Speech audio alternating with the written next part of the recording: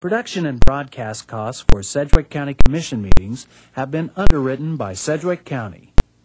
KPTS welcomes comments from the public on its broadcast of the County Commission hearings. Viewers are invited to write to County Commission Broadcast, KPTS, 320 West 21st Street, Wichita, Kansas, 67203.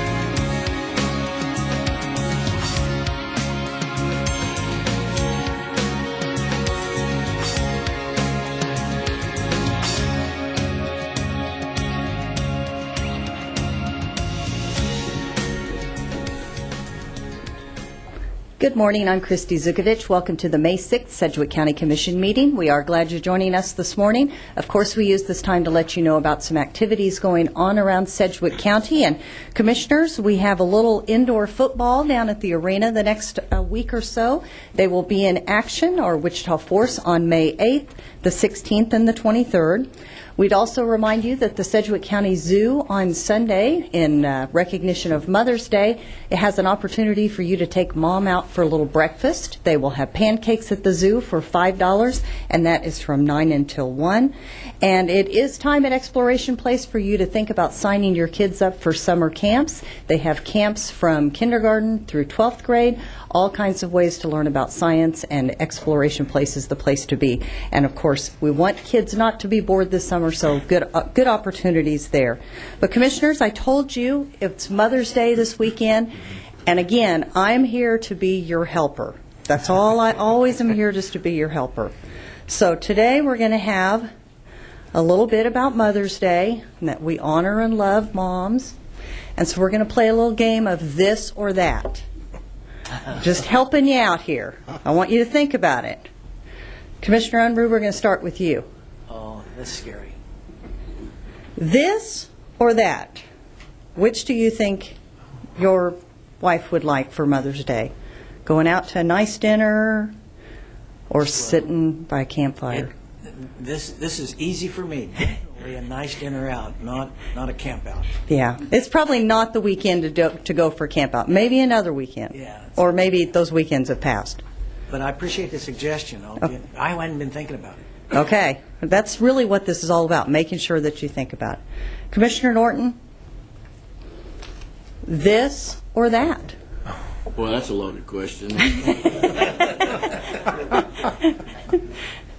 Well, really tough on me, but I'm going to have to go with That's an old woo shock on there, too, by the way. Yeah, Where I did you get know. that? You know, I find the world at my fingertips.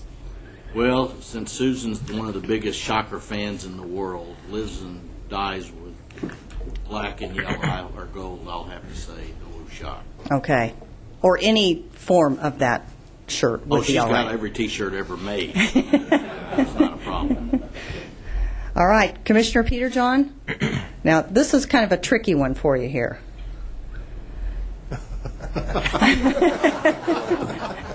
Well, there's times when she'd certainly have me out there fertilizing too, but I'll go with the flowers. That's right. And you do notice those are a man's legs. You Yes. don't see a woman out there pushing that. So that should be your first clue that a grass seed spreader fertilizer is not a good gift. Yeah, but having me out there pushing, that is part of the program. Father's Day is coming. So, all right, Commissioner Howell, you know, we always leave the chairman for last. course, yes. Even though he's not always the chairman, he's always going to be last.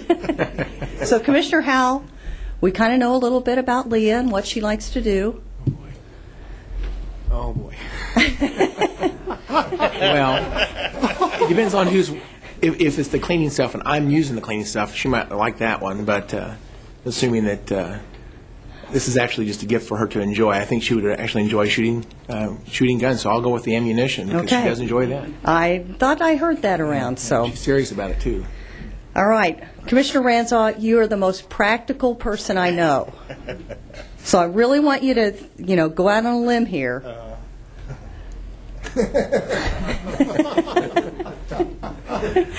Well, I've tried that, and it didn't work out so well, so I think I'll go with this. That's a good idea. Something that the only thing that moms are going to use that plugs in on Mother's Day is a curling iron or a flat iron for your hair. Okay. No vacuum, no skillets. It just is not a good idea.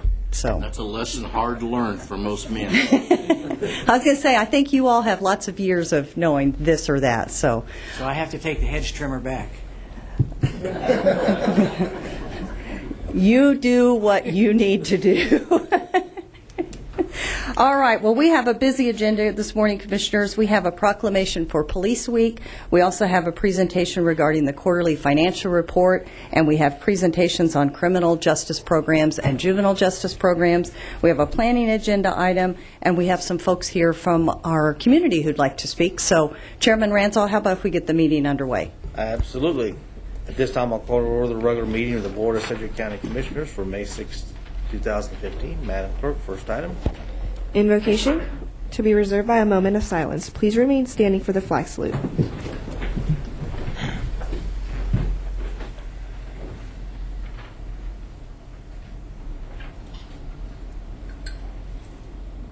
Amen. Pledge allegiance to the flag of the United States of America and to the republic for which it stands, one nation under God, indivisible, with liberty and justice for all.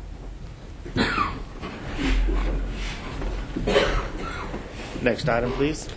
Roll call. Commissioner Unruh. Present. Commissioner Norton. Present. Commissioner Howell. Present. Commissioner Peterjohn. Present. Chairman Ransaw. Present.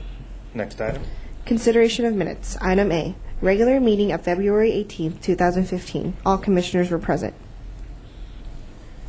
Commissioners, you have the item before you as well as items B and C.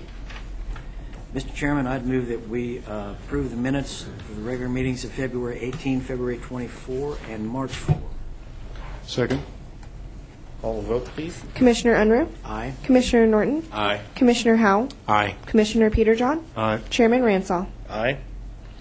Next item, please. Proclamations. Item D. Proclamation declaring Police Week. Commissioners, I have the following proclamation to read into the record. Whereas in 1962, the United States Congress first passed Public Law 87-726, designated May 15th of each year as Peace Officers Memorial Day, honoring federal, state, and local officers who have been killed or disabled in the line of duty, in the corresponding week as Police Week. And whereas over the years, devoted law enforcement officers of America have courageously sacrificed their personal safety while working on behalf of the people, and whereas, because of their steadfast efforts to enforce the law, we as citizens can enjoy a system of peace and order. And whereas Sedgwick County desires to honor the valor, service, and dedication of not only its own sheriff's deputies, but peace officers everywhere.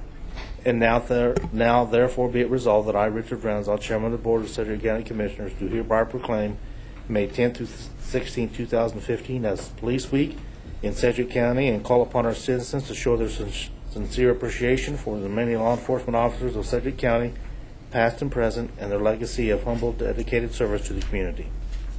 Commissioners, you have what's the will of the board? Mr. Chairman, I'll move that we adopt the resolution. I'll second. Madam Clerk, call the vote. Commissioner Unruh. Aye. Commissioner Norton. Aye. Commissioner Howell. Aye. Commissioner Peterjohn. Aye. Chairman Ransall. Aye. Morning, Chief, welcome. Commissioners. I'm Danny Bartisvane, Undersheriff, and on behalf of the men and women of the Sedgwick County Sheriff's Office and all officers here in Sedgwick County, I want to express our appreciation for this proclamation, and I'll accept it on their behalf. We all enjoy our jobs. We are proud to wear this uniform, and I want to point out that a lot of people just think of us out there on the street, but there's a big brown building west of here, and there's a lot of dedicated people, men and women, working in that facility as well. And they're there serving the public and making sure that the people that are incarcerated are safe and secure. We're going through some tough times right now, but we're holding our head high. We're proud of what we do, and we'll continue to serve in that capacity. Thank you. Thank you. Please extend our gratitude to all the deputies. We'll do that. Commissioner Norton? Thank you for being here today, Danny. I think we all know that those that put their lives on the line and are in harm's way serve us at the highest level here in the community.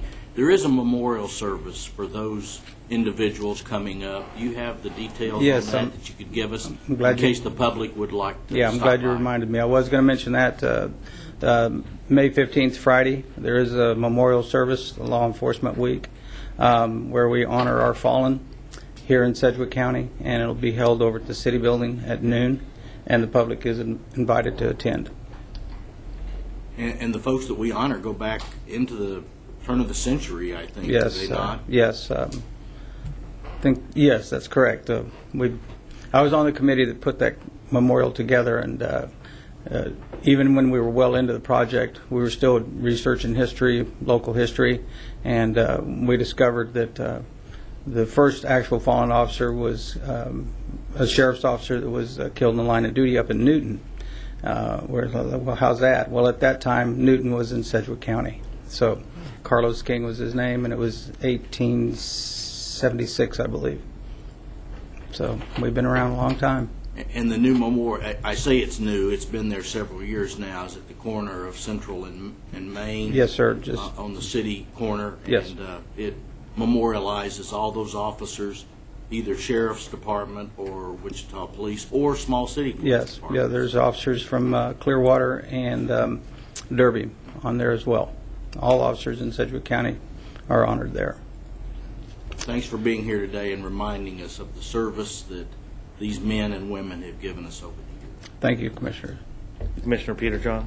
Well, thank you, Mr. Chairman. I just 2 quick points, and Danny, if you have any comments on this, I'd appreciate you throwing them out. But I wanted to mention that the state also has a memorial where the fallen officers from Sedgwick County are memorialized up on the State House grounds too.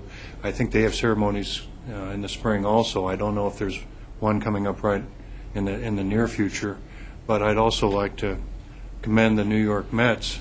At this point, I noticed that they were memorializing Officer Moore, who was killed in the line of duty this week on the streets of New York, and it's I think that needs to be mentioned and commended at this point in time with Yes. these circumstances. Yes, like I said, it's trying times for us right now. Excuse me. Does any of my staff, do you know what date that is in Topeka? The same Friday? Oh, this Friday. Okay, so the one in Topeka is this Friday, the 8th, and it's usually around noon as well. There at the state capitol grounds is where the memorial is located. Thank you very much for coming. Thank you, Commissioners. Next item, please.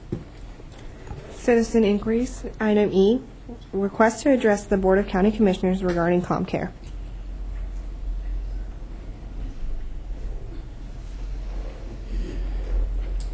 Please give us your name and address for the record. Okay. Cynthia Gardner, and the address is 1133 South Pershing, Wichita, Kansas, 67218.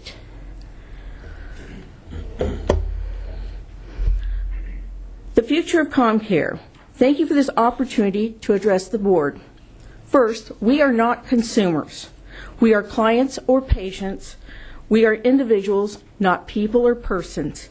We are human beings.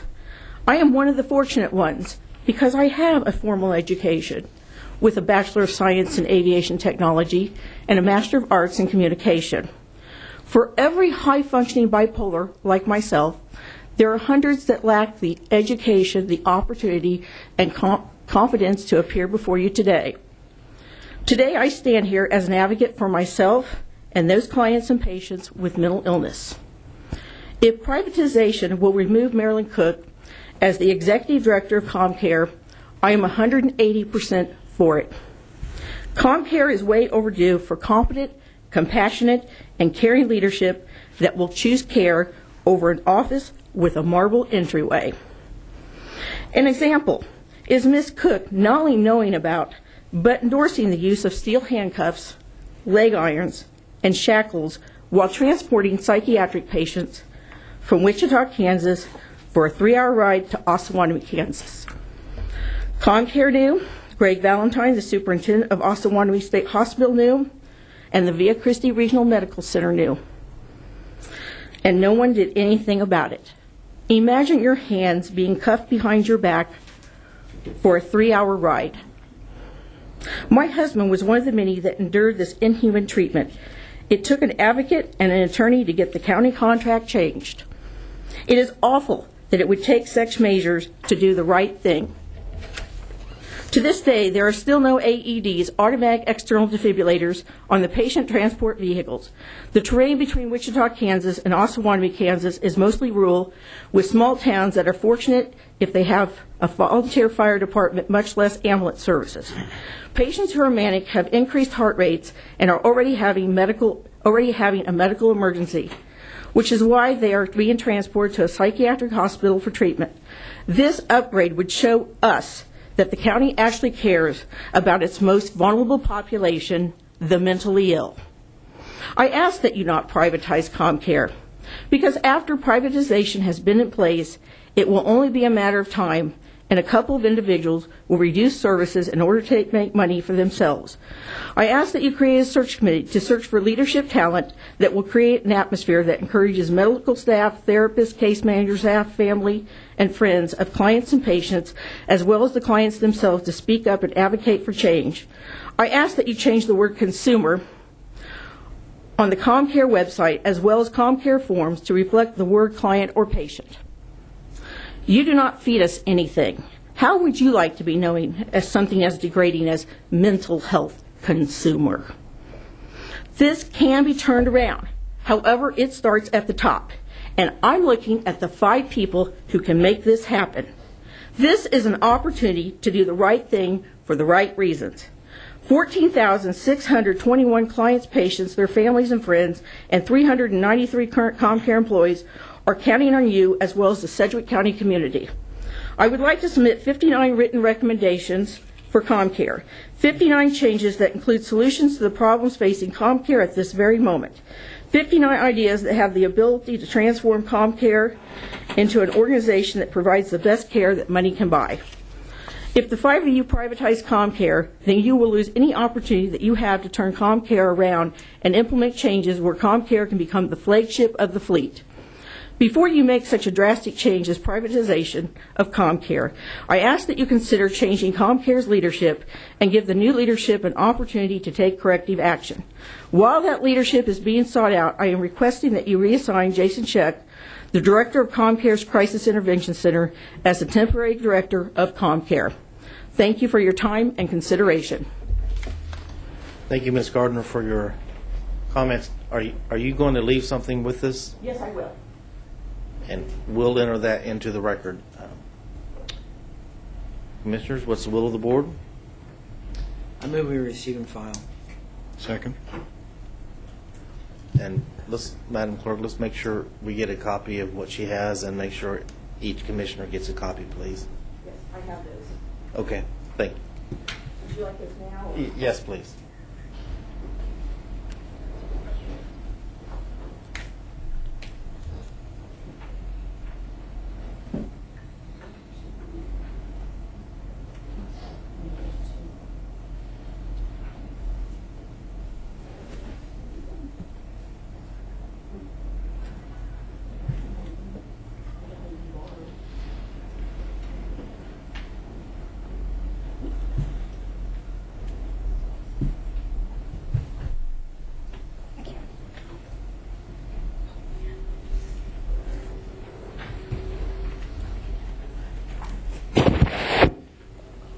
Give that back to me when we're done, but include that in the record, please. Madam Clerk, call the vote. Commissioner Unruh. Aye. Commissioner Norton. Aye. Commissioner Howell. Aye. Commissioner Peterjohn. Aye. Chairman Ransall. Aye. Next item, please. Item F, requests to address the Board of County Commissioners regarding proposed fire alarm and carbon monoxide code changes.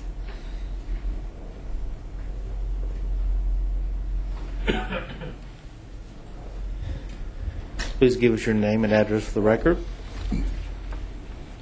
Yeah, Mr. Chairman and the member of the commission, I'm Om Chauhan. I live at 31 Laurel. I came here to talk to you about the proposed fire alarm and smoke alarm ordinance. I really don't have any problem with the smoke alarm ordinance the way it has been written, but I work in the field practically, and we ran to, it's not a problem with the general public, but in the low-income areas, every time I go, they have taken out the smoke alarm, even though we have documentation to show that smoke alarm was there, and then they call the city inspection, and they write us that it is your problem because it's your house. I think the people who commit the violation, they should be held accountable. When we have a proof that when we went there, the fire alarm was there when the people entered the property. 90% of the time, see, when they smoke, and the fire alarm goes off, so they get frustrated. And the main thing, what they do is they pull it out. Sometimes they beat it with brooms. And so every time I go into, with a change of tenancy, I had to change a set of alarms. So I think if the county adjusted that the accountability should be on the people who commit the violation of the code, and not on just the property owner. On the smoke alarm, I think it's a good requirement. It's a safety requirement. And whatever we can provide for safety, I think we should do that. But the way it has been written, I don't think it makes too much sense. They're saying that smoke fire alarm, the smoke detector should be installed outside each bedroom.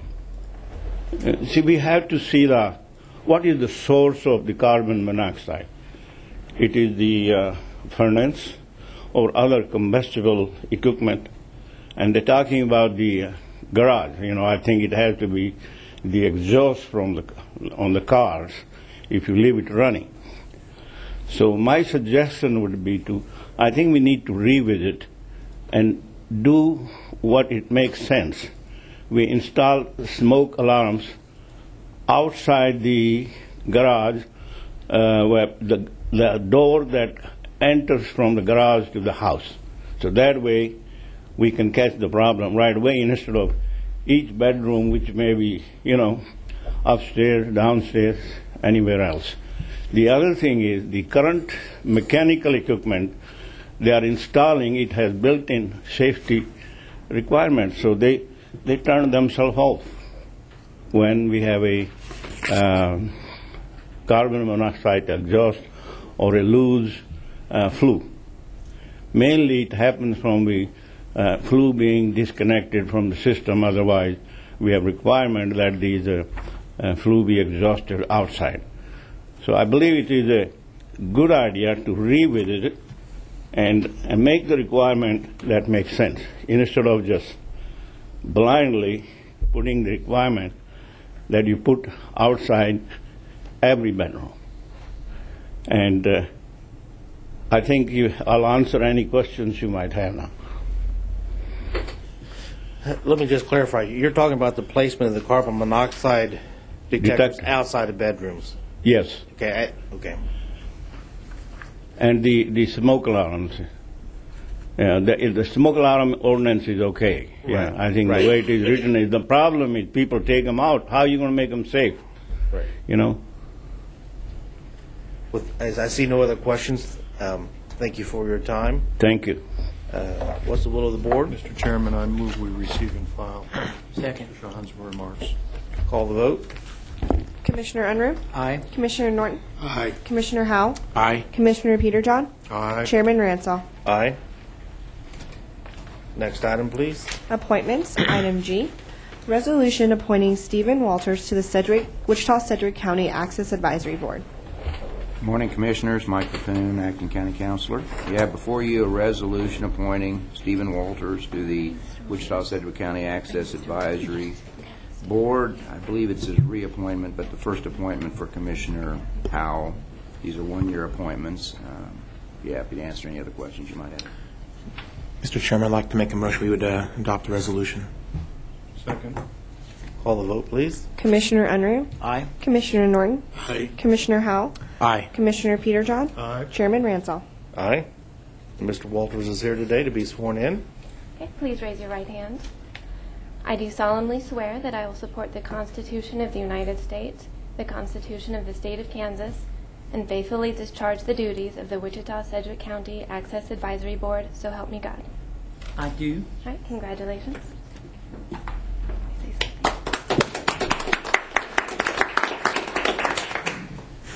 First thing I would like to say thank you to all the commissioners for agreeing to reappoint me to the Accessibility Board. The Accessibility Board is a board that deals with a lot of tough issues that deal with disabilities. And I would like to say that if there is anybody that has the opportunity to serve on the board, I would encourage you to serve on the board and get your feet wet and see what all the Accessibility Board deals with. We deal with stuff like parking mobility, tough issues like different type of codes that have to do with disabilities.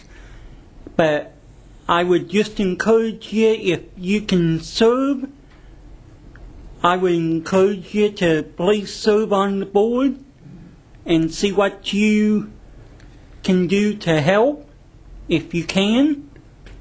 So, thank you very much. Commissioner Howell. Yeah, Mr. Chairman, just want to say thank you. Thank you, Mr. Walters, for serving already. You've done a good job, and you and I have had a good long discussion about moving forward, and I believe that you're going to serve very well going forward. So I just want to say thank you for your service and for stepping up and being faithful to the appointment. Thank you very much. Thank you. Thank you. Next item, please. Item H, resolution appointing Charles Brown to the Sedgwick County Stormwater Management Advisory Board. Commissioners, Mike Bethune, Acting County Councilor. You have before you a resolution appointing Charles Brown, another appointment by Commissioner Howell, to the Sedgwick County Stormwater Management Advisory Board. Mr. Chairman, I'd like to make a motion we adopt this resolution as well. Second. Madam Clerk, call the vote. Commissioner Unruh. Aye. Commissioner Norton. Aye. Commissioner Howell. Aye. Commissioner Peterjohn. Aye. Chairman Ransall. Aye. Is Mr. Brown here today? Don't see him. Okay, we'll get him sworn in at a different time. Next item, please. Item I, resolution reappointing Kelly Arnold to the elected official position, Scott Hadley to the alternative department head position, and appointing Richard Vargas to the alternative classified employee position to the Sedgwick County Grievance Board.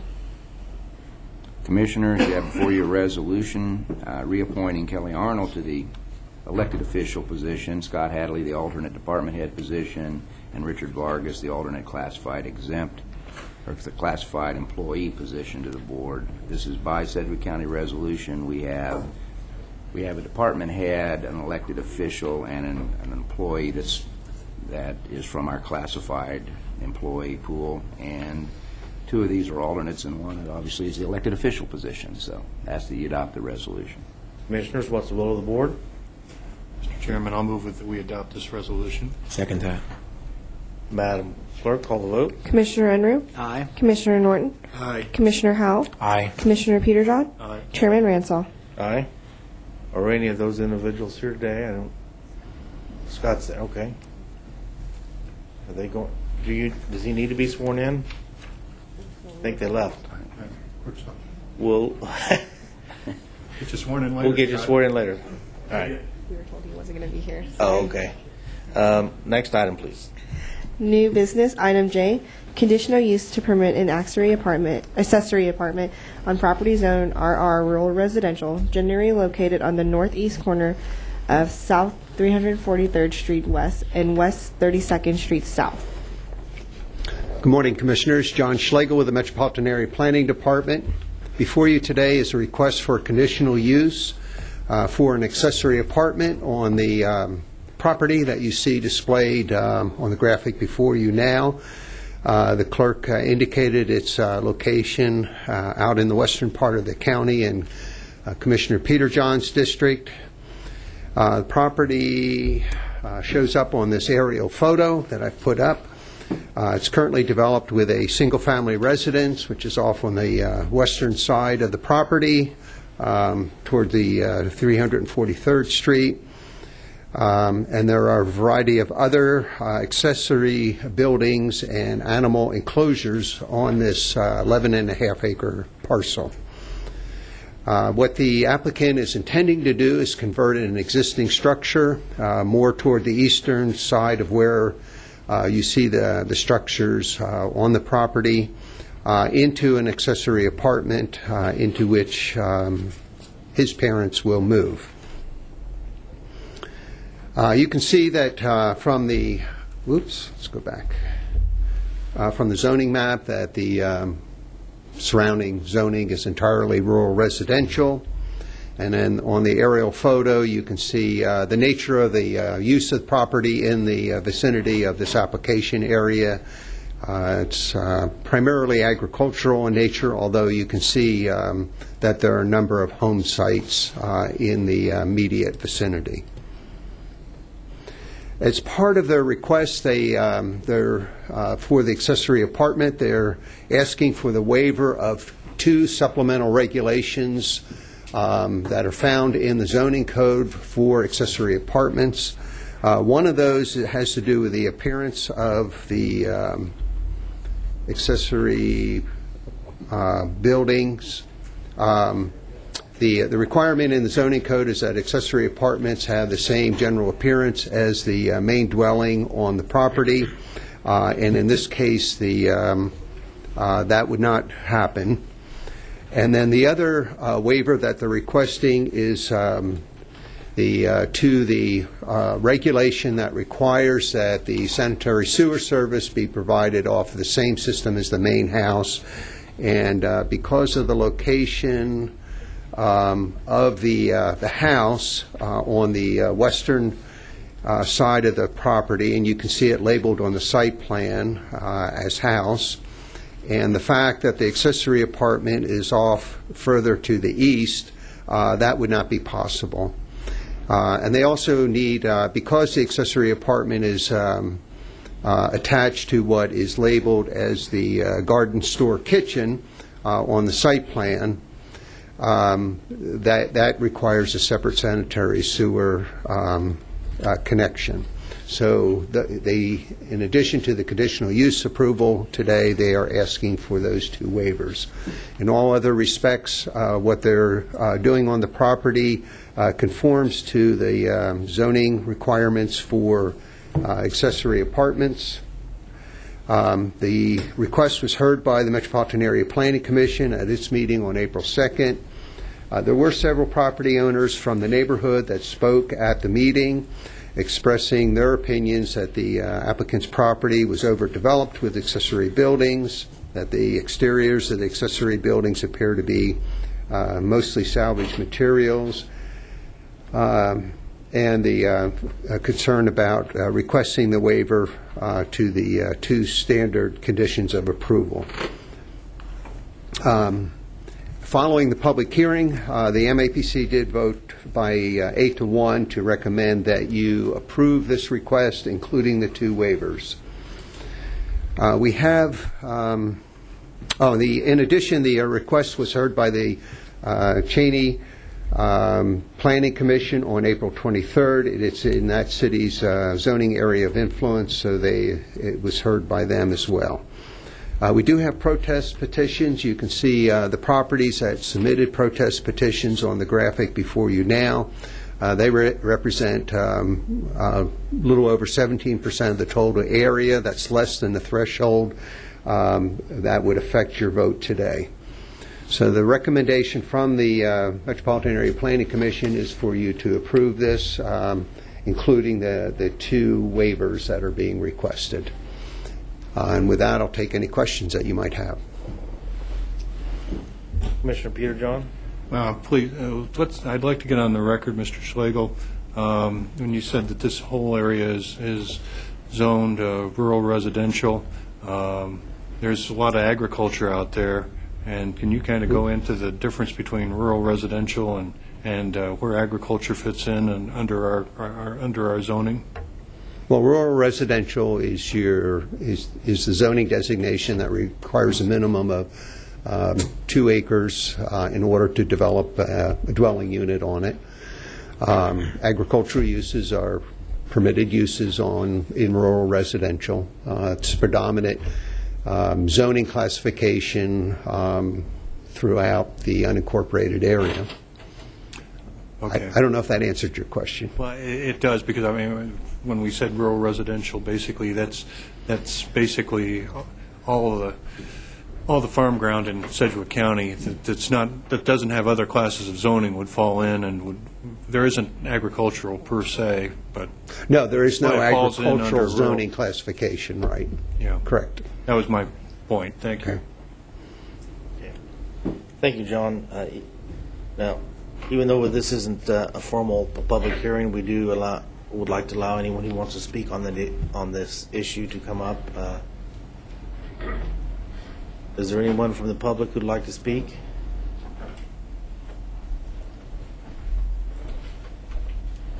Please give us your name and address. My name is Larry Oxnine.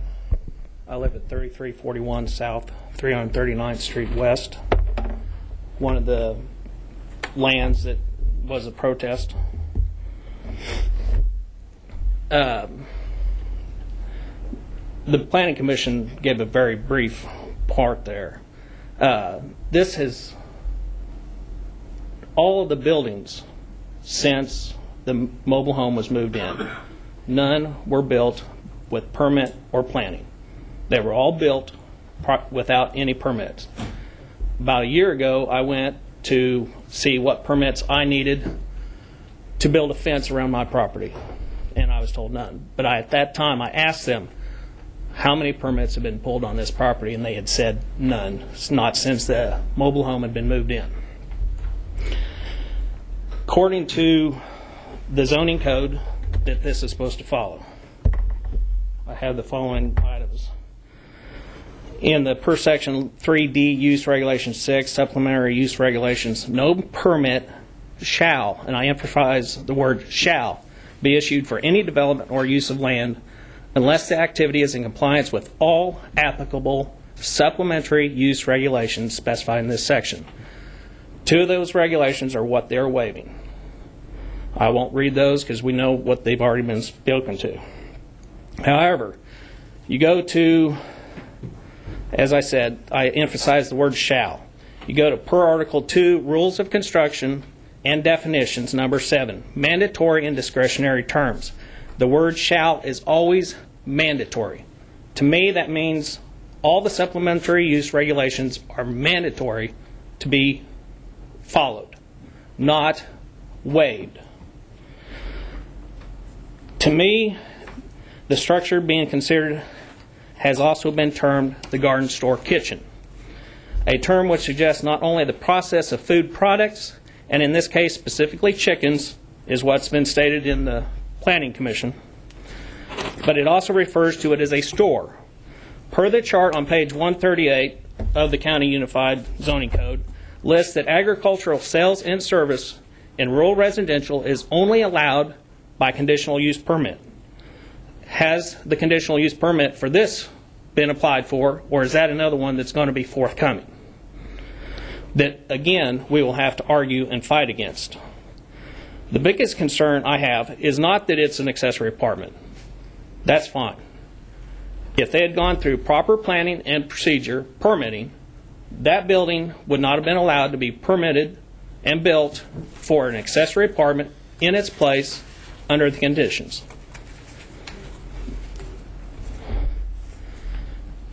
Next item. As a plumber, licensed master plumber within Sedgwick County, I have worked for almost 20 years now following codes and regulations. Per zoning code, page 46 of this same regulation, the minimum lot size for uses served by sewage lagoons or private sewage systems shall be 4.5 acres. Now, they vary that. You can allow for, if I'm not mistaken, 2.5 acres. To get to the height of the location that they could have a sewage system private for this secondary building is less than 3 acres. You're going to end up with 2 private sewage systems on less than what is the normal required for 1 sewage system.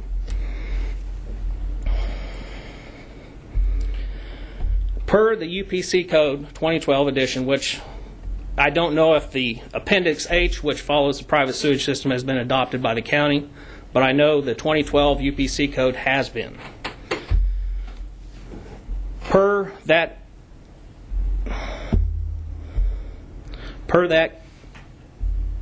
appendix, where there is insufficient lot area or improper soil conditions for adequate sewage disposal for the building or land use proposed, and the authority having jurisdiction so finds, no building permit shall be issued and no private sewage disposal shall be permitted. Where space or soil conditions are critical, no building permit shall be issued until engineering data and test reports satisfactory to the authority having jurisdiction have been submitted and approved. I ask, has any of that been done to allow a secondary sewage system on a private land in that size? Another portion, all private sewage disposal systems shall be designed that additional seepage pits, subsurface drain fields, equivalent to not less than 100% of the required original system, shall be permitted to be installed where the original. That basically, you have to have 100% of what your original design system space allowed for possible future addition. If you look at this and all the buildings around, to meet that criteria, I don't see how they can fit that much sewage system fields in that area. I'd like to see someone prove me wrong.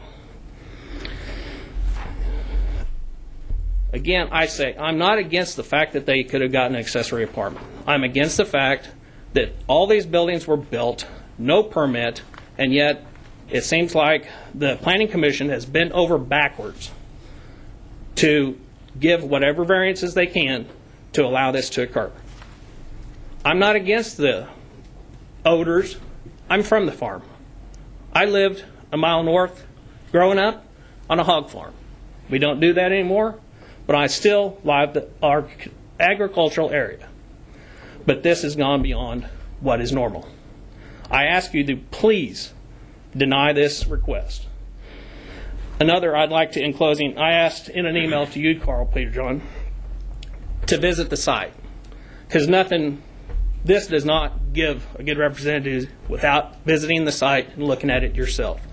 Either you or your staff, did that occur?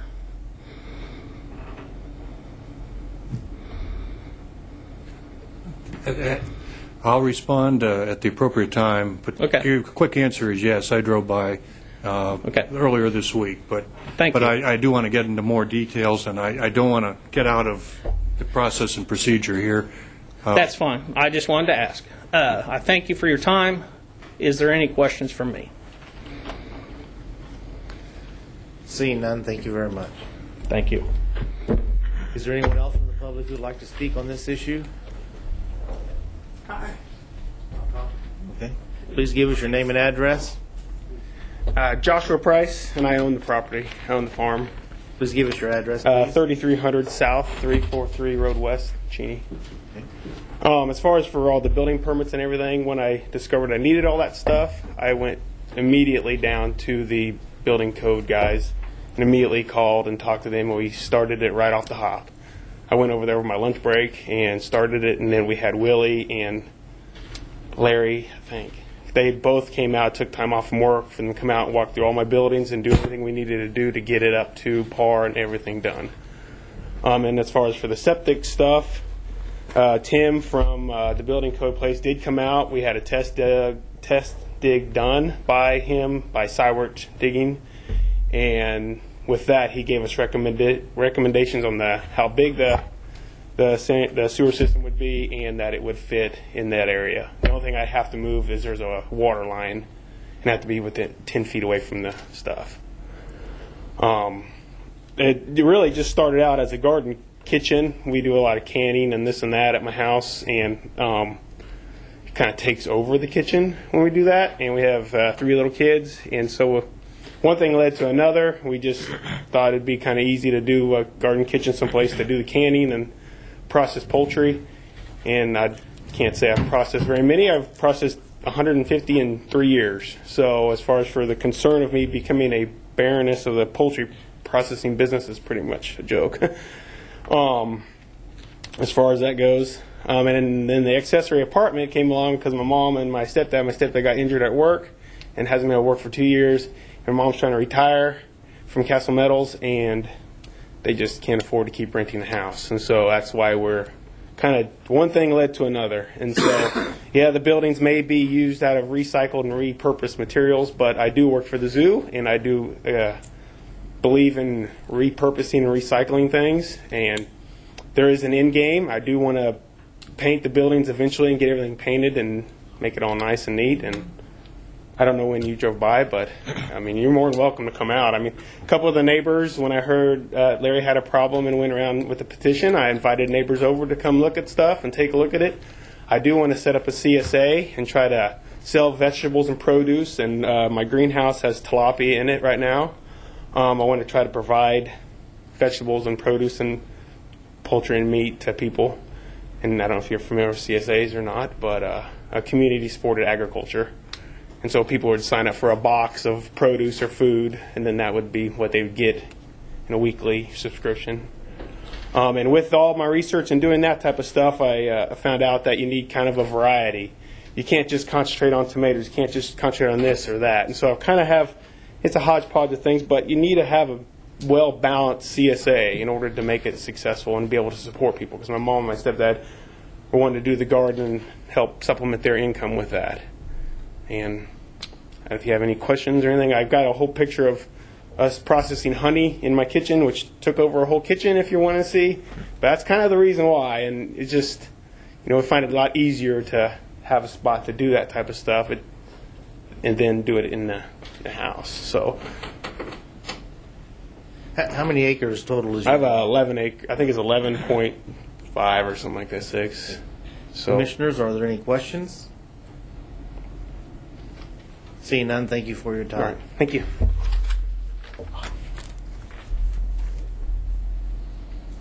Is there anyone else from the public who'd like to speak? John?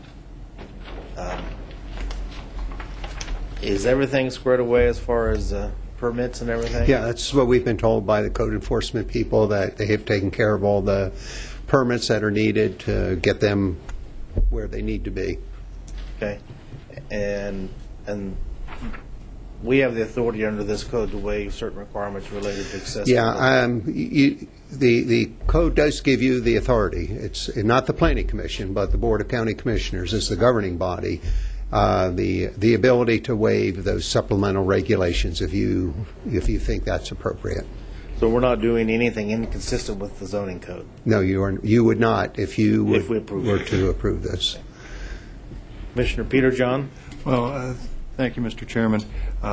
Some fairly technical comments were made regarding plumbing and the sewage side of it that seems to be a little tangential from an accessory apartment per se, except to the extent that they've got to have some sort of a sewage system.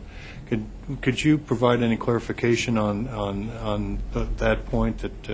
Well, the issue before you today is the conditional use for the accessory apartment, and the review of the sanitary sewer systems that would be necessary for the main house and the accessory apartment is a technical issue that is dealt with by your staff.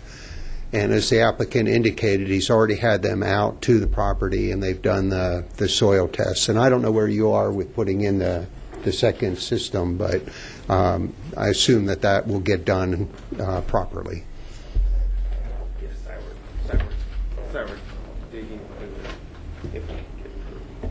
And to clarify, the MAPC voted 8-1 to allow this, and the Cheney Planning Commission unanimously recommended approval. Correct. Including the 2 requested waivers. Correct. Yes. Okay, Mr. Chairman, I'm going to say for the record, because my understanding is we're sitting as a quasi-judicial entity, and that I had received communications from Mr. Oxnine, and I think it's appropriate at this point in time to kind of amplify a little bit to the question he posed to me, which earlier this week I did go out and drove the streets in that general area, took a look at the area in terms of what type of residences were in that area, what type of ag uses were there, since there were a lot of, it looked to me like, from looking at the map, a lot of 5 to 10 acre parcels, and that's a pretty good sized lot, although as the applicant said, his lot's a little bit larger, but it's this wedge shape that is unusual compared to most of his immediate neighbors in terms of that, because of the railroad track. And did take a look in terms of what type of try and get a feel for the neighborhood and how this might fit in, and did try and do due diligence to have a better understanding of what everything looks like from the ground. I did not visit the applicant's property per se, but I think I saw him out there working on it when I drove by. But at least somebody was out there working. So I do want to get that on the record, and so that if we're in full compliance with all the rules and regulations that we have to use on these types of zoning issues under the golden rules, I believe. And if I'm wrong on that, Mr. Counselor, please correct me. This is a quasi-judicial procedure, isn't it? Yes, I believe it is, Commissioner. Okay. Thank you. Commissioner Howell? Thank you, Mr. Chairman. I just wanted to ask you, Mr. Schlegel, can you confirm or let me know, is it fairly common that we see larger tracts of land out in the county that end up with multiple residences on there, eventually going through the process of either replatting or through conditional use? Is this a fairly common? Well, I wouldn't call it common, but I mean, you do get several of these a year, 1 or 2. So it's not really abnormal, though? Oh, no. Okay. I wouldn't call it common at all. Okay. And usually it's associated with somebody having parents or other family member that they would like to keep closer to them for like in this case with retirement or for medical reasons. Did I hear you correctly to say that rural residential, that one of the requirements to have a residence would be two acres or something? What was that? Yeah, a minimum 2 acres, yes. So if they wanted to replat this, for example, they could potentially put as many as five residences on this tract if they wanted to. Is that possible? They could, yeah. Okay. Theoretically. All right. So this is certainly big enough to have 2 residences. If they want to go through the process of replatting, that would be an option, but it'd be more complicated and more time-consuming. But as far as that would be an end result, if they wanted to go that way, that would be possible to them. Yeah, they could do that. That's all I have, Mr. Chairman. Thank you. I'll say that I had no ex parte communications relating to this item. Commissioner Peter John? Yeah, I'll second those comments. Thank you. With the exception of the one that I cited earlier. Commissioner Norton? John, go back to the picture of the aerial photo. Yeah. What is on the piece directly north?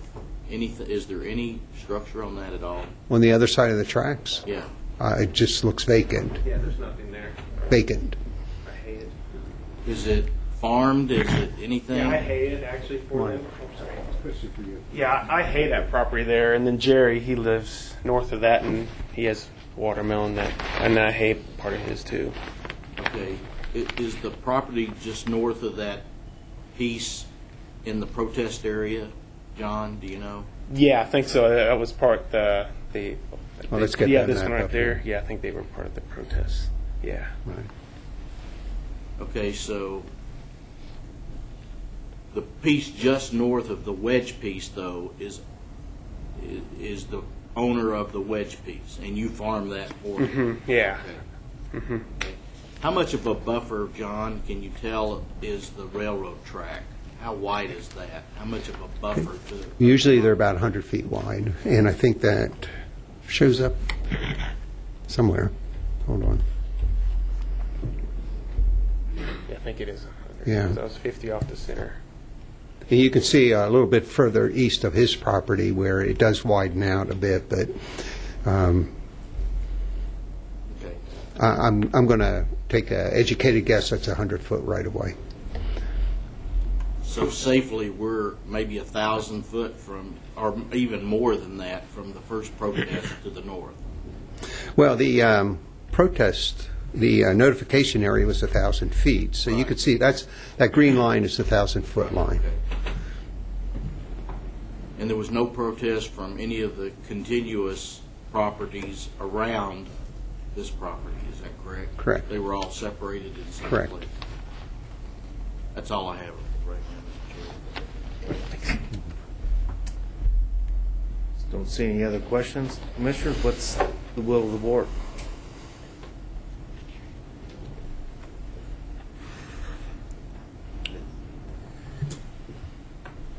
Mr. Chairman, I'm going to make a motion that we adopt the findings of the Metropolitan Area Planning Commission, approve the conditional use subject to the conditions recommended by the MAPC, and authorize the chairman to sign the resolution. Second that. Motion. We have a motion, a second. Any discussion of that motion? Can I, just a clarification on the vote, that did include the approval of the 2 waivers requested? I'm sorry for the oversight. Appreciate the clarification, Mr. Schlegel. Yes, it did. Commissioner Norton? Mr. Counselor, what kind of a vote does this require to pass? I believe it just takes a simple majority. Madam Clerk, call the vote. Commissioner Unruh? Aye. Commissioner Norton? Aye. Commissioner Howell? Aye. Commissioner Peterson? Aye. Chairman Ransall? Aye. Motion passes 5-0. Madam Clerk, next item, please. Item K, Agreement for Services as Emergency Medical System Services Director.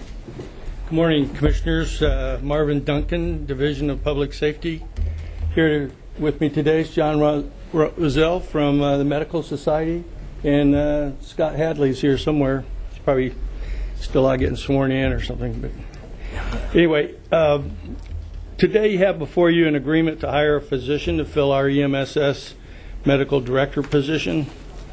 To maintain an integrated, unified system of pre-hospital care in Sedgwick County, hiring a full-time medical director with oversight of all the major components, which is EMS, 911, County Fire, and Wichita City Fire Department. It's critical to have a full-time medical director. This was recognized in a 2002 study by Health Analytics that found a full-time medical director was a major component needed to achieve seamless system function and consistency of training and quality assurance and medical direction. The Medical Society of Sedgwick County strongly endorsed and still does this recommendation. And this study went on to be the foundation of a service agreement, EMS service agreement in 2003 between the City of Wichita and Sedgwick County. And it also called for a full-time EMSS medical director funded by the county. To begin the process to replace our current director, a vacancy was posted in early January, and it ran through March of this year, and we also advertised it nationally in a couple of venues. Applicants were subjected to a very deliberate, in-depth screening and selection process involving all of the participating agencies, senior management from Wichita and Sedgwick County, the Medical Society,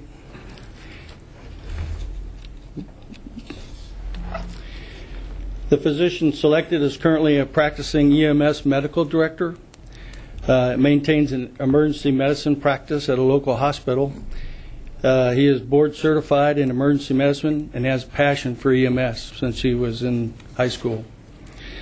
He completed specialized EMS track during residency, and he was mentored by the Pennsylvania State EMS medical director. His initial salary rate will be $193,576, which is currently the amount we are budgeted. Upon the execution of this agreement, the county agrees to buy out the remainder of the physician's financial obligation under his current employment contract with the one-time lump sum payment of $47,732.69 to the physician. And since this was put on the agenda, we have a minor pen and ink changes to it. Commissioner Howe, you recommended I go back to the physician and see if we could get an extra year of payback time. And so where it says 3 years, it's now going to be 4 years. He's agreed to give us, although he anticipates to be here a very long time. Then in the fall, that means if he leaves before the 4-year point, he will pay us back $994.43 a month. And after 4 years, then he would be forgiven. The next sentence would also change that 3 years to 4 years. And there'll also be some moving and relocation expenses of up to $13,000 that will be provided. I would be happy to answer any questions, and I would request that the board approve this agreement and authorize the chair to sign. Commissioners, what's the will of the board? I move we approve the agreement and authorize the chair to sign. Second. We have a motion and a second. Any discussion? Madam Clerk, call the vote. Commissioner Unruh. Aye. Commissioner Norton. Aye. Commissioner Howell. Aye. Commissioner Peterjohn. Aye. Chairman Ransall. Aye. Thank you, Commissioners. Thank you, Marv. Next item, please. Item L, presentation of the quarterly financial report.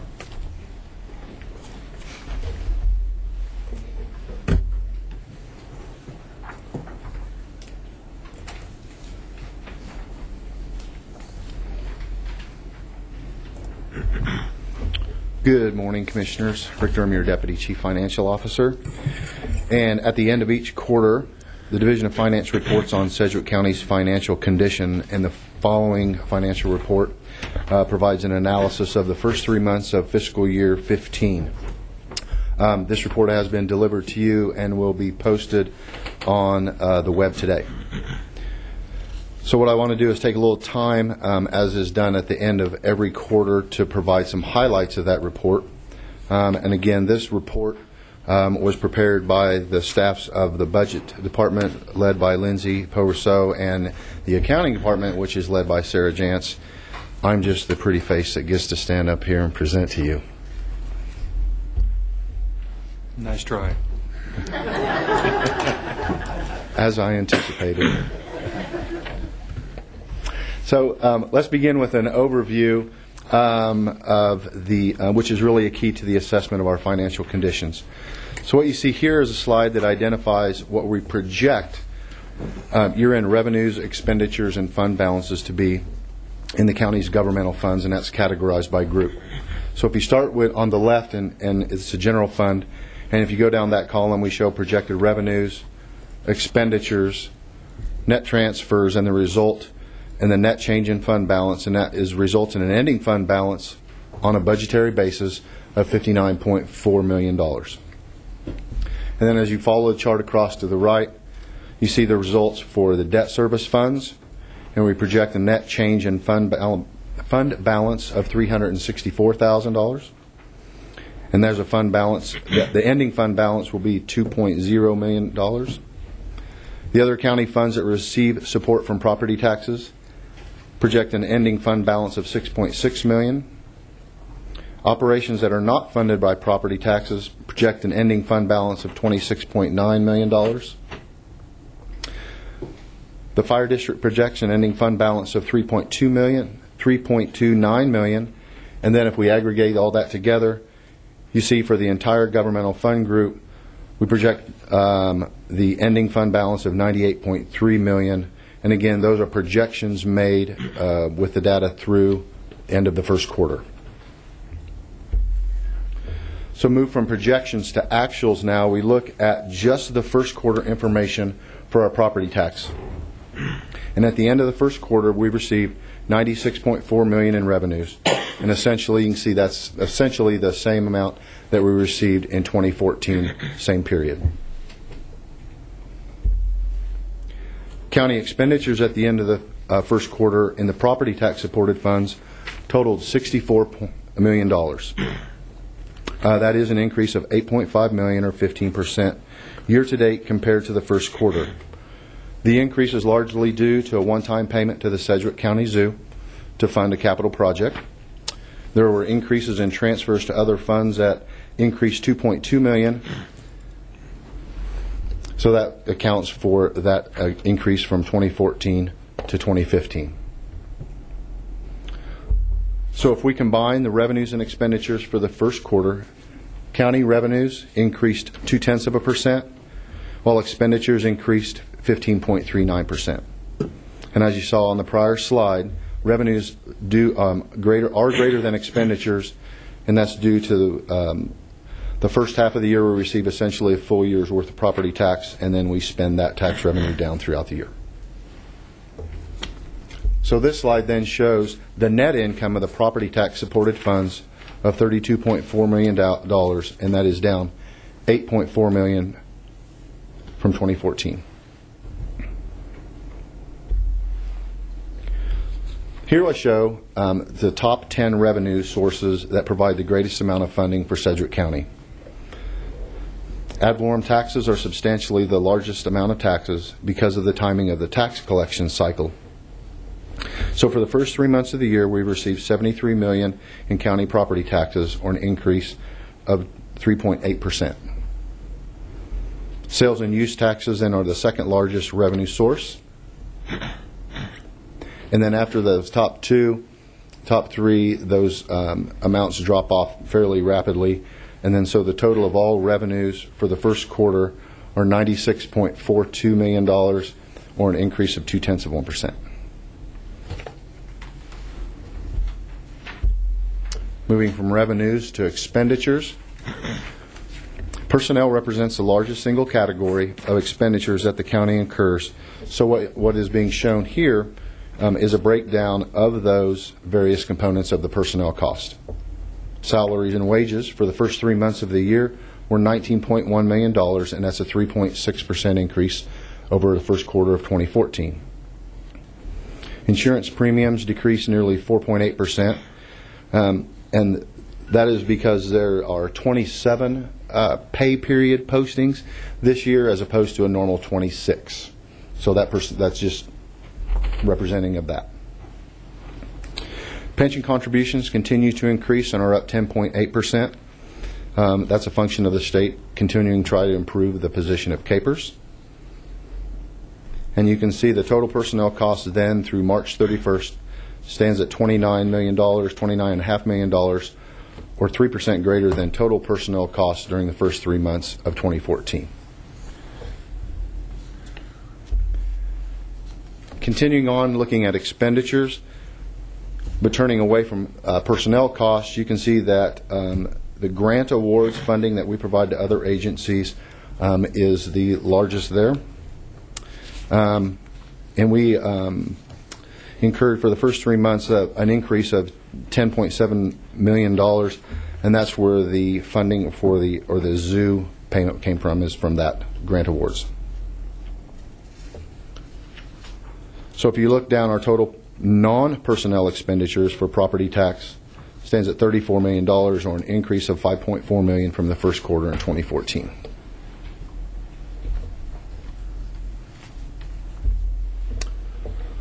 We'll move now to the non-tax special revenue funds for the first 3 months of the year, and we'll look at those in the same manner that we looked at the tax funds, and that we've received $20.5 million, or a decrease of $2.1 million in revenues from a year ago. But looking back historically, you can see that it remains in a pretty narrow range. First quarter expenditures were at $23.9 million, or $4.3 million more than a year ago. That significant uptick is as a result of encumbrances that we have and not true spending. And if you'll allow me to explain, it's the way that people are using PPS now. It's a greater understanding and a better use of the purchasing system. So what we're seeing is an increase in users having annualized POs or contractuals. And what's allowing them to do that is the way that we give budget authority. So it used to be done on a quarterly basis, and now what we've done is change the policy to allow the budget directors to have discretion on how we allocate authority. So, as an example, personnel dollars were released at 25%, while tax fund dollars for contractuals, commodities, and equipment were released at 75%. So that's why you're seeing that dramatic uptick. So if you combine the two there, you see that there was a decrease in revenue of 9%, and that increase of 21.9% in expenditures, again, explained by the use of the purchasing system.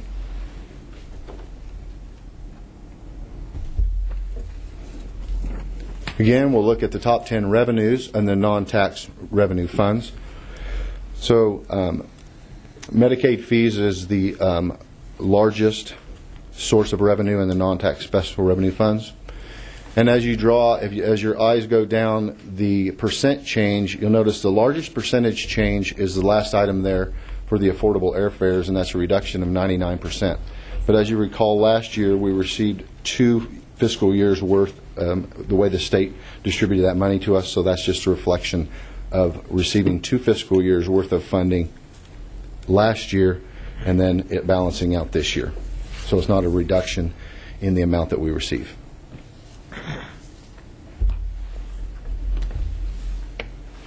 Expenditures in the non-tax fund, again, salaries and wages are our largest single source in this group, and it increased 7%.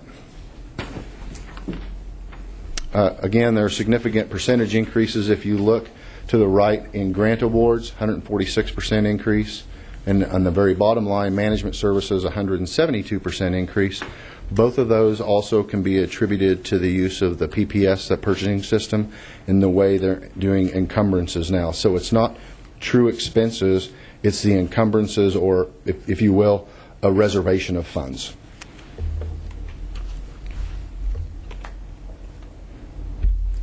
So if we look now back to just the general fund, we look at the total fund balance based on a GAAP basis or true accounting basis here. So if you scan back in the fund balance, it follows a clear cycle through each quarter of every fiscal year, as you can see. So at the end of the first quarter, the fund balance was $93 million.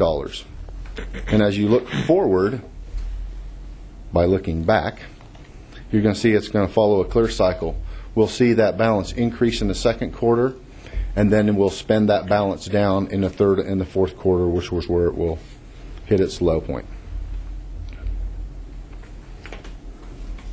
Staying with fund balance, the county has a fund balance policy which states we expect undesignated fund balances to be at least 20% of budgeted expenditures. So this chart shows that we have remained right by the red numbers, which are the first quarters of each of those fiscal years. You can see the county stays in a fairly narrow range between 45 and 50%.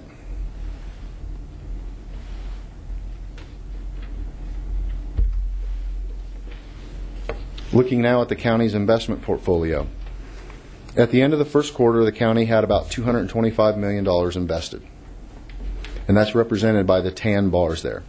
And then you can identify the county's cash flow cycle by those tan bars. You can see it's a very predictable cycle going back. The solid blue line represents the return on those investments. And right now, we're getting about just shy of 0.7% return. However, when you compare that with the benchmark, which is the dotted line at the bottom of the chart, which is the one-year Treasury bill, which is just over 0.1%, you can see that while returns aren't great, they're pretty good when you compare it against the benchmark. And Brandy Bailey, who manages our investment portfolio, I think does a pretty good job. I think she's here. There she is. She does a really good job in pretty tough market conditions.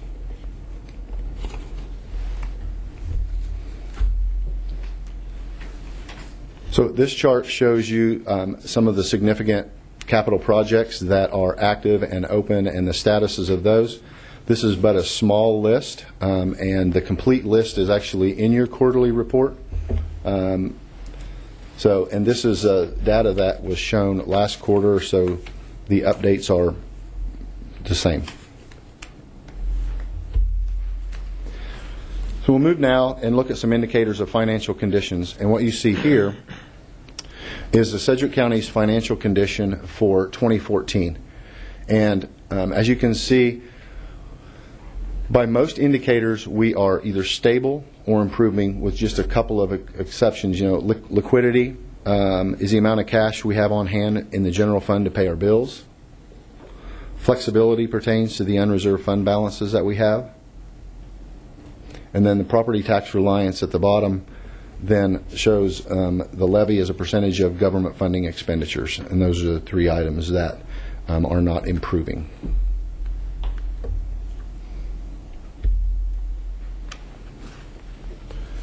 This chart then compares Sedgwick County's information with benchmark counties, and we obtained those counties from a database that we received from GFOA. And we take that financial information for each of those counties in the country that have received the award for financial reporting, which means they are all providing financial information the same way that we do, so we have confidence that we're comparing apples to apples. Then we further refine that information down, and we single out counties that have populations between 250,000 and 750,000, so we're correlating with the population of Sedgwick County. So if we look at those counties that are similar to ours, and we presume that they have similar financial circumstances and requirements, it's because of their population and they're reporting information the same way we do.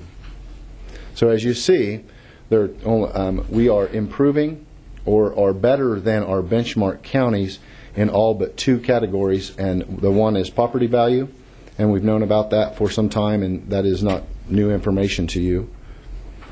And then debt burden. And then that percentage difference is really only 1%, so we're looking good as we compare ourselves to benchmark counties.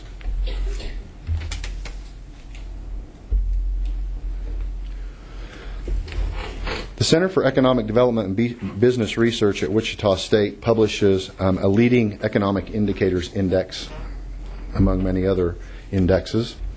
And this is a series of economic indicators that's intended to depict what they expect will happen in the local economy in the future in basically 6 to 9 months.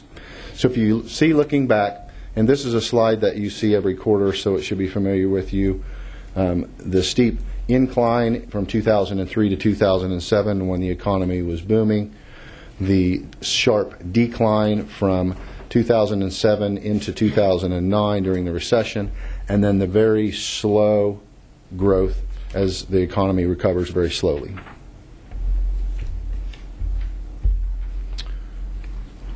Some key metrics when we look at our long term is this slide, shows annual data again, and you can see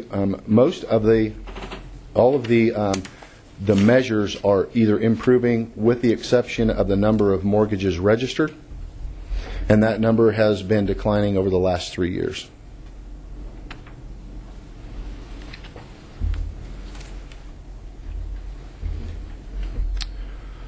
Here we compare the results quarter by quarter going back.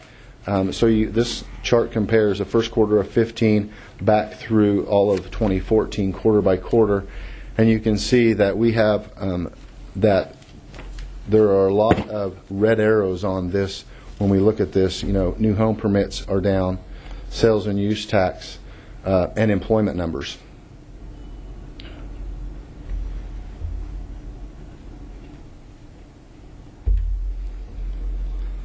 So some examples of things that we see as potential threats to the county's fiscal position or financial condition.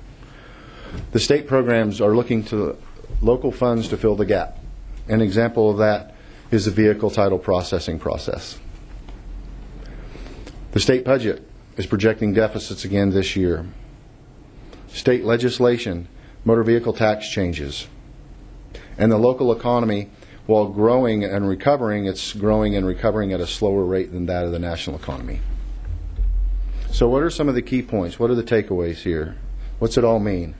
Well, Sedgwick County is currently in sound financial condition, even though we project a deficit in 15. There are minor but persistent imbalances between county's revenues and expenditures. There's an increasing reliance on taxes to fund government. And the focus over the 10-year period has seen increased efforts in public safety and public works, while decreased efforts in health and human services and general government. More key points. Legislative action to phase out mortgage registration fee is driving a significant decline in the revenues that Sedgwick County receives. There's modest growth in other revenues, but it's not sufficient to offset that reduction. Potential legislative actions in 2015 pose a threat to the county's financial condition. So while revenue grows modestly or is decreasing in some cases, costs of doing business continue to increase. And we still recognize that the state poses a threat to our fiscal health. So conclusions. Through the first quarter, financial performance is consistent with our expectations. Our fundamentals continue to reflect a strong financial position. There is more work to do with projected deficits in 2016. And once again, that 10-year focus as we look back shows increased efforts in public safety and public works and decreased efforts in health and human services and general government. With that, I would be happy to take any questions that you might have. And if there are none, I would ask that you receive and file. Commissioners, are there any questions? Commissioner Howell. Thank you, Mr. Chairman. It was a great report. Thank you for putting this together. I've really enjoyed seeing some of the details you've presented this morning.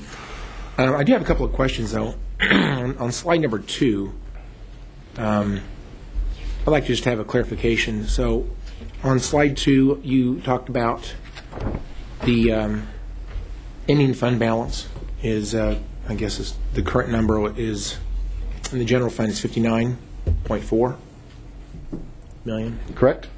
How much of that is discretionary, or how much of that can we not touch, or can you describe how much of that is actually available to be considered to be spent by county commission? How much is basically out of our hands, so to speak?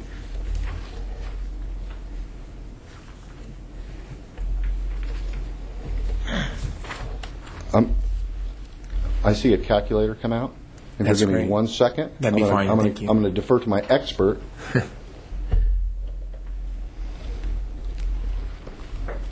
Thank you, Lindsay. Lindsay Powerso, Budget Director.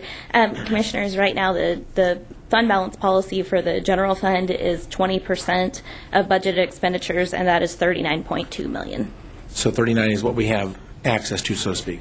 That would be the minimum. So what you would have access to is the difference between our projected ending fund balance and that 39.2. So about 20 million. Yes. Okay. I want to make that clarification because it's been in the news that we've got lots of money, and I want to make sure the media understands that we don't really have 59 to spend. It's really about 20. So that's a good point. Just noting on slide 3, the property tax supported funds are not really growing. They're basically flat. I think you made that point already.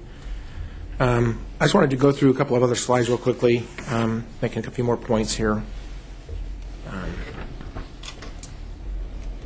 I understand the state of Kansas, of course, has a lot of challenges ahead. We have no certainty right now exactly what's going to happen. We won't know that until they basically get past the session, right? So there's a lot of things that might happen, and we've heard a lot of different ideas, I guess, floating around. And right now, they don't have. We have no idea what's going to happen at this point, as far as some of these bills that might impact the county. Okay. Some of those are fairly significant. I think there's one bill that I've heard that would cut local governments across the state by about $170 million. $30 million of that would be to Sedgwick County, and about 8 or 9 of that would be directly to our own Sedgwick County government. The rest would be to all the cities in the county. So that's certainly a concern. I think that we ought to have. I think I had one or two more questions here.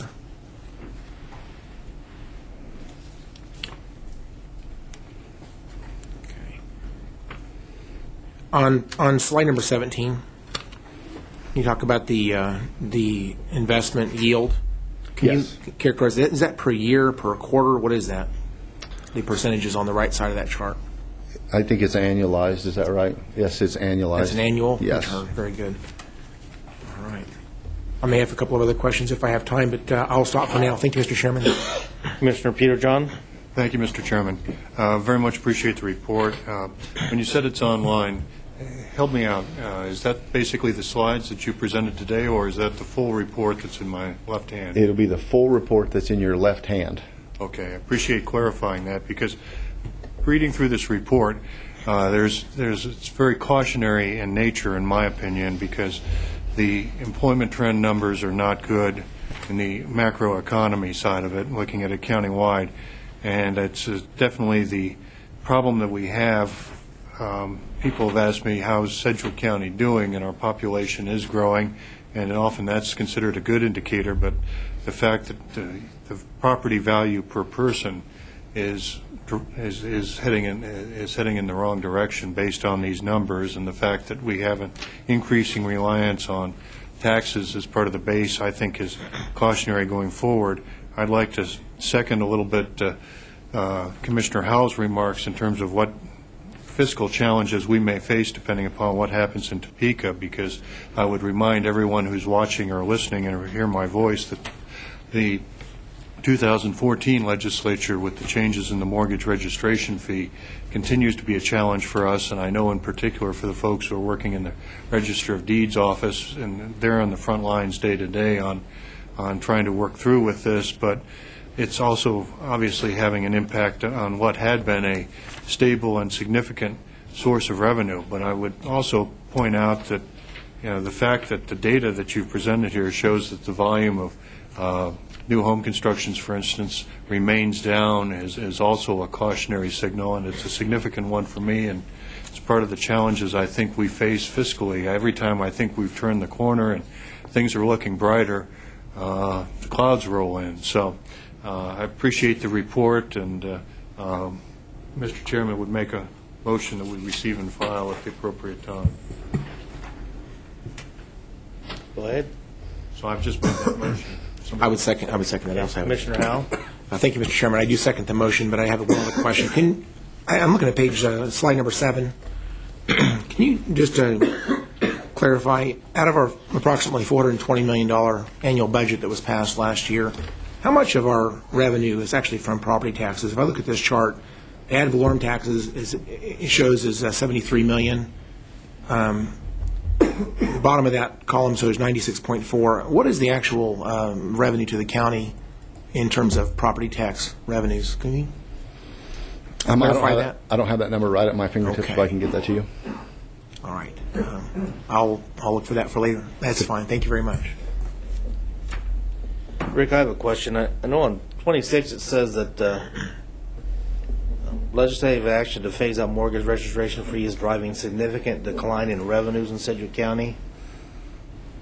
But back on page 7, mortgage registration fees look like it's gone up 0.9%. There's got to be something I'm missing here. I know they made some changes, but this doesn't seem to indicate that, at least in the first quarter, there's been a change. What I think it has to do with, and I don't have, I'm not 100% of this, but while the registration fees themselves are declining, they charge now like a per page, and that there's revenue from that. So as this is being implemented, and I'm trying to recall something that I heard from that was said that as mortgage registration fees are coming down, then they're charging a per page fee, so those are balanced out. But in the future, we're going to see significant decreases in that. So I think that explains the first quarter amount there. But I will clarify that. Yeah, we need to and I will clarify, get to that. because this seems to infer that it's driving significant declines of revenues now, which doesn't. Sure. But I do want to track this over time, because I know this. I mean, we can go back. It's very simple. We need to have a spreadsheet, something to track before and after, and so we can, at some point, those numbers should diverge, or the revenue amounts that we expected and have gotten in the past. So let's verify that and make sure we have a correct statement on that. So, any other questions from commissioners? We have a motion and a second. Madam Clerk, call the vote. Commissioner Unruh? Aye. Commissioner Norton? Aye. Commissioner Howell? Aye. Commissioner Peterjohn? Aye. Chairman Ransall? Aye. Next item, please. Item M, presentation of the Juvenile Justice Report.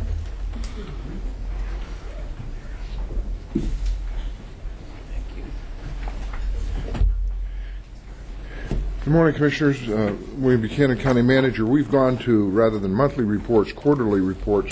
And so for the the Juvenile Justice Report, first, we've seen this slide a bunch of times, and we know that there's a stair step to jail and what we've referred to, and we know that we're in this area. We do prevention and intervention and graduated sanctions. We don't have primary programs, but we do have secondary at risk for children at risk, and tertiary programs to follow arrest and intake that make sure that people stay out of the system. You'll see that the numbers for juvenile intake and assessment, JIAC, these are numbers are pretty stable, a little lower than they have been in the past, and going up in the last quarter or so. The intake and assessment, these are placement dispositions, and you'll see that they have, again, fluctuate seasonally, but the lines are pretty steady throughout the course of this, from 2013 through 15. And again, these are admissions. The admissions for the last quarter, the January, February, have been relatively flat. It's about 80, a little over 80 admissions in that period. The juvenile detention facility, the present JDF population, you'll see has been increasing a little bit slightly, and we think we know the reasons for that. Some of those children in need of care, and some of the young women who are caught in some difficult situations are no other place to place those, and so they are in our facilities. Again, the residential facility, this is only a capacity of 24 residents, and you see the month of March was way down. That was because one of the dorms was closed for a deep cleaning that was required, and so we didn't have anybody in that dorm. Home-based supervision, we'd like that to increase, and we see that judges are we're talking to judges about continuing to try to use that a little more. This is an effective way to keep recidivism at a rate that's lower than what it is now. Weekend programs are growing, and that's good. We don't need to be putting incarcerating people for long periods of time unless it's necessary. And I'm glad to see that program being used in the last quarter. Again, the graduating sanctions, we have juvenile intensive supervision, we have case management for corrections and residential facilities, and 2 programs are operated by other agencies, the diversion program and the juvenile probation. And let's look at those numbers. You see that the intense supervision these numbers have gone down since 12, but about the same what they have been in the past, and gone up a little bit in February and March, not significant. You'll see that the juvenile case management, these are the people in the state custody and managed by the state, and you'll see that number is relatively flat also. Again, there's nothing shocking in these numbers. This is our SKIP program. We see an increase in that in the last little bit, and that's to be expected. Grant funding, you see the grants are $3.2 million, the corrections is $9 million. We have maintenance of $1.3 for all the facilities, and so the grand total is $13,700,000 for these programs. And the cost of the mandated programs, these are programs that are mandated. Grants for JIAC we receive from the state. For JDF, the Sedgwick County pays for the corrections and maintenance of JDF, and intense supervision is another grant, and JJA custody management is a grant from the state. Cost of other programs, the prevention program grants, we see that. Residential alternative was $1.4 million. Home-based alternatives, $200,000. And that was in 2014, and you see both those programs are not funded in this year, as is JRBR, and the SKIP. SKIP is funded. So that's the end of the juvenile report. If you have questions, I'll try to answer them. If not, I'd recommend you receive and file. What's the will of the board?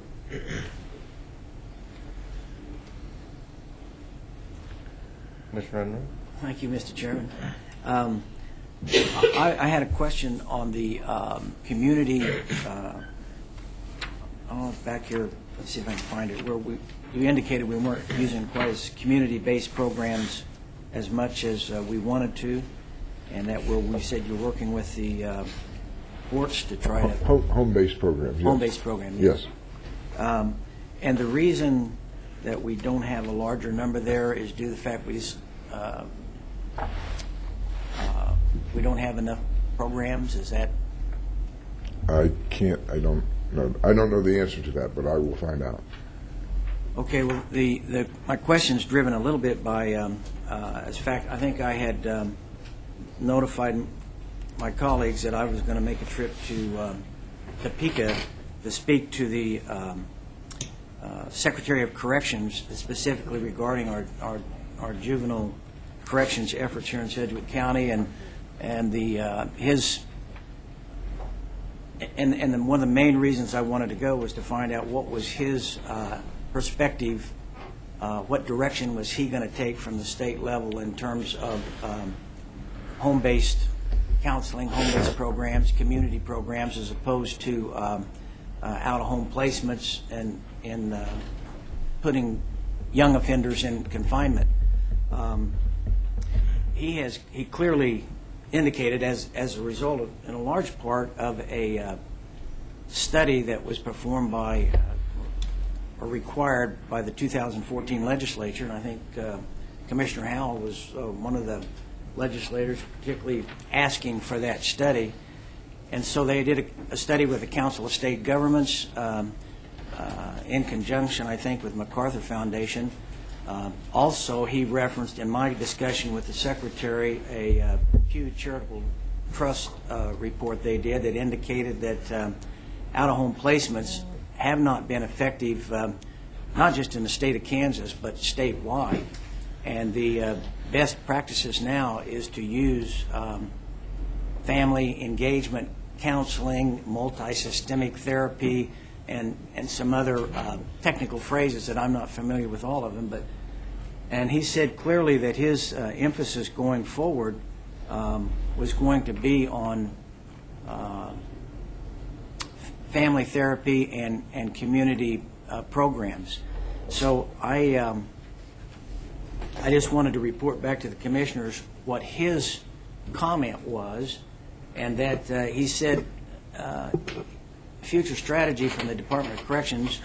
And by the way, the Terry Williams, who I believe is the Deputy Director for Juvenile Justice, was also there, indicating their deliberate strategy of trying to develop these family-focused counseling and this multi-systemic therapy, those sort of programs. He said there would be probably, he didn't make a promise, but he said there'd probably be state resources committed to that if we want to become involved in that. He said he would not recommend that funding if it was in conjunction with out-of-home placements.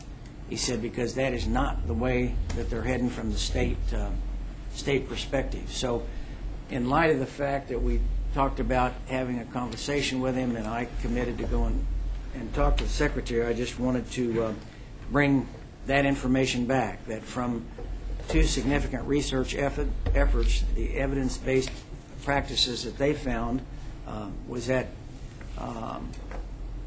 out-of-home placements were not effective, and that there is a declining demand for that, and that in light of the fiscal challenges we all face, this new strategy was easier to handle on a financial basis than out-of-home placements. So I just wanted to bring that report back. And one important detail that he gave in this conversation was that the state of Kansas, I believe he said, was the 8th highest.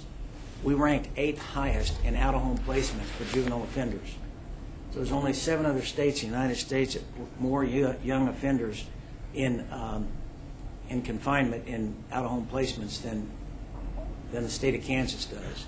And it's very expensive, and he said the recidivism rates don't support it, and so that's the way that the Department of Corrections is going forward. And so as we consider our challenge with juvenile justice, I think his perspective and what the state's going to help us support will be important to us. And so that's, Mr. Chairman, that's all my comment. Commissioner Howell.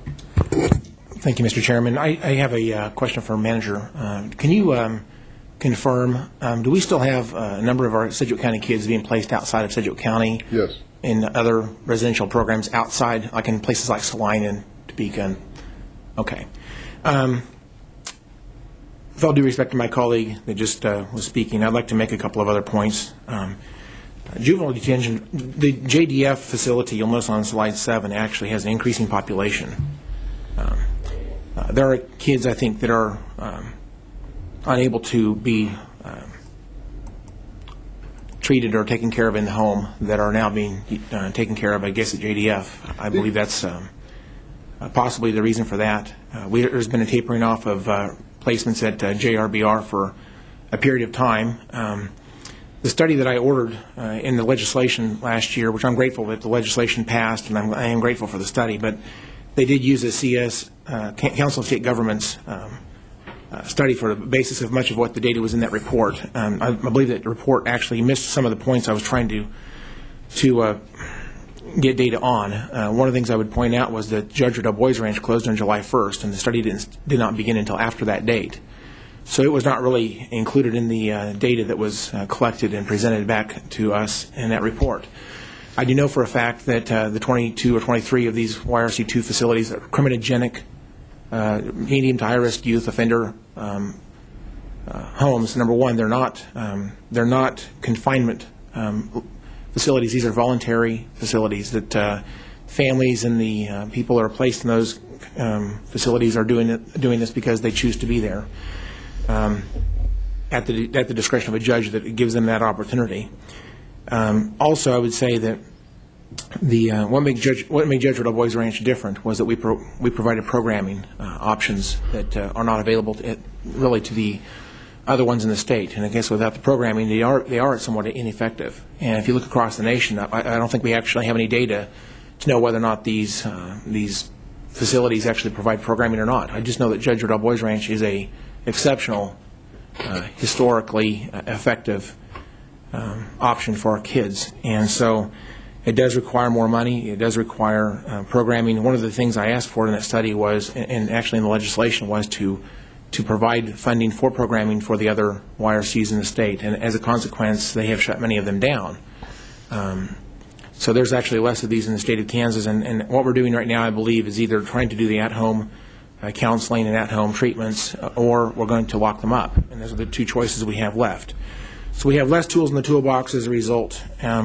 I believe the decision to go towards residential is primarily economy-based. It's not necessarily the best answer, but because of tight budgets, it is a lesser expensive option for the state and for the communities that are trying to provide services to these kids.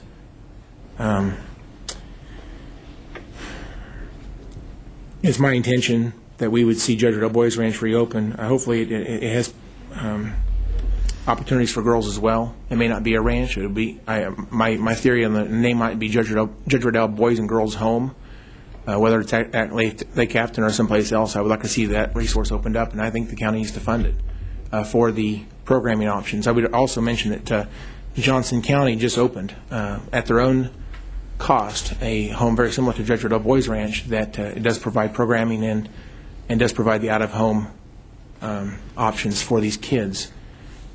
I don't think that we want to take kids out of the home that have good home life, but sometimes the home is the issue, and so it gives them an opportunity to find a way to reevaluate their life and their opportunities, and when they get effectively treated in there with programming, they come out engaging their opportunities and become many of them will graduate from high school and have jobs or have families or even own businesses.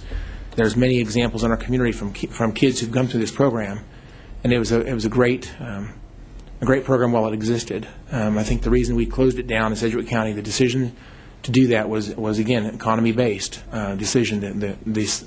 The arguments that were made to support the decision to close down JRBR was that it was too expensive.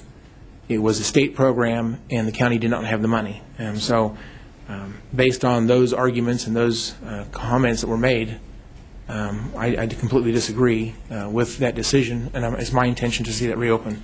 Thank you, Mr. Chairman. Commissioner Unruh. Thank you, Mr. Chair. I appreciate Commissioner Howell bringing up the Johnson County facility. They did recently open one that had 20 beds. And in comparison to Sedgwick County, I think the information from the Council of State Government reports indicate we've got just over 100 beds in Sedgwick County now. Johnson County is a more populous county than Sedgwick County now, and with 20 beds, it just seems like we probably have sufficient number of beds for our population, and especially in light of the fact that these individuals have been given to the Department of Corrections or in his custody, and so having those programs on the Sedgwick County taxpayer is a consideration. And if we can do these programs that really help kids and their families get their lives turned around, when we already have the YRC2 capacity, and if we can do these programs as part of our working juvenile justice, and we can have financial support from the state, as the Secretary indicated, I think is a way to satisfy the whole spectrum of having a YRC2 for those individuals that need to be there. We've got 100 beds now, and we can become more involved in those programs that are really evidence-based as proving helpful to these young offenders. So anyway, that's all I have, Mr. Chair. Thank you, Commissioner. Any other? I'd move we receive and file. I'll second that if it hasn't already. We don't already have a motion. Okay. Well, just a procedural question, because I think the manager's got a second report. I didn't know if we wanted to cover both or run these. Well, I think they're separate items, so we'll finish with this one. And just to clarify, Mr. Manager, the commission has instructed staff to include funding for Judd Riddle's Boys Ranch in next year's budget. And Yes, we're sir. planning accordingly, correct? Yes, sir. Okay, thank you. Madam Clerk, call the vote. Commissioner Unruh. Aye. Commissioner Norton. Aye. Commissioner Howell. Aye. Commissioner Peterdahl. Aye. Chairman Ransall. Aye. Next item, please. Item N, programs in the criminal justice system. Which one? That one. Yeah. This one?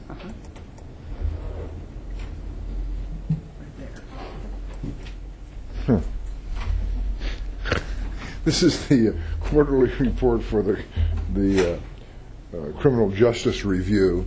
You'll see that in the quarter we have bookings were up in the first quarter of 2015, as were detention population. Work release is about stable. It was down in January and February and up a little bit in March in comparison to the year before. Out of county fluctuated, and the total January was down. It was up in both February and March. This is the municipal inmates. There are 13% in the quarter. 2 months were 13. The other month was 14. This is what the average has been over the last several years when we're doing the report. Preponderance of those are clearly in the city of Wichita. The municipal inmate hours fluctuates. As you can see, it's gone down once we started instituting the charge for jail fees, and fluctuates from 13 through 15, pretty much fluctuates in terms of what we see in jail populations, depending upon the weather and seasonal. The bookings and releases, bookings, again, you can see that these were down in 2015. Releases are correspondingly down. Length of stay is the housing only is the top line, is pretty stable over the period, and you can see it fluctuated a little bit in terms of the combined housing and booking.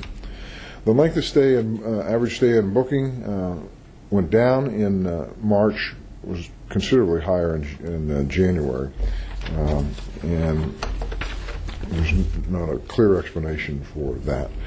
The length of average stay, you'll see that how those numbers correlate to each other. Pretty stable. The housing days, however, the third line down, you'll see were up in January and down in February and March, which is a good thing. The trends in booking, we only have 3 months of operation in 2015, but the numbers are looking pretty good, and we'll see what the rest of the year looks like. Total monthly average daily populations, see it was down in January, a little up in February, and back down in March a little bit, but clearly below the trend line. Excuse me. The adult supervision snapshots, you can see what we're doing there in pretrial services and DA. Adult supervision snapshots, we have, I want to go back here, pretrial services is up, DA diversion is up, and scope is up in the quarter, and that's all good. That's meaning we're dealing with the issues on the continuum rather than in putting people in incarceration.